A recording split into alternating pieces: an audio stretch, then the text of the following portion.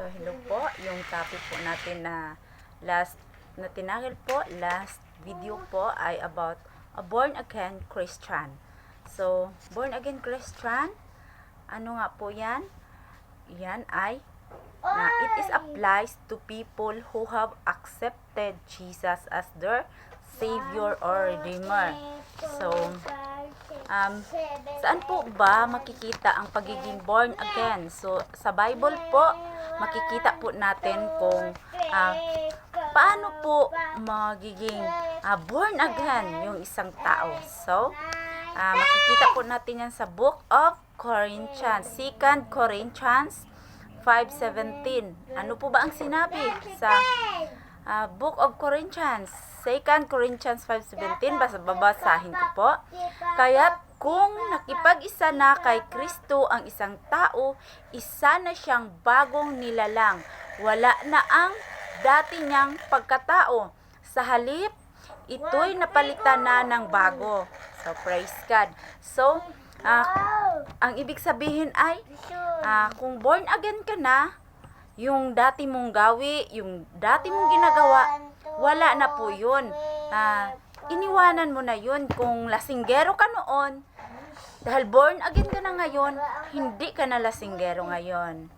Diba? So, and then, yung dati mong pagkatao, yung mga ginagawa mo, so napalitan na ng bago, binago ka na ng Panginoon. Dahil ikaw ay isang born again na. Ganun po. So, makita din natin yan sa 1 Peter 1:23. So, kung meron kayong mga Biblia dyan, so pakibasa po sa 1 Peter, unang Pedro 1:23. So, babasahin ko po. Sapagkat muli kayong isinilang, hindi sa pamamagitan ng binhing nasisira, kundi sa pamamagitan ng buhay at walang kamatayang salita ng Diyos. Praise God. So, muling isinilang, hindi po literally na babalik tayo doon sa ating ina, doon sa loob ng ating ina, sa tiyan, para isilang tayong muli. Hindi po. Binago po tayo na sa pamamagitan ng ating buhay at walang kamatayang salita ng Diyos. So, yun po muna.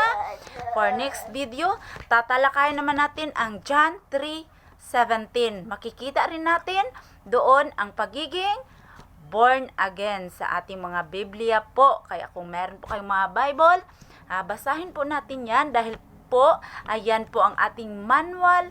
Paano tayo magiging mabuting tao, magiging karapat-dapat sa Panginoong Hesukristo. Salamat po at pasubscribe na din po ng aking channel. Thank you and God bless everyone.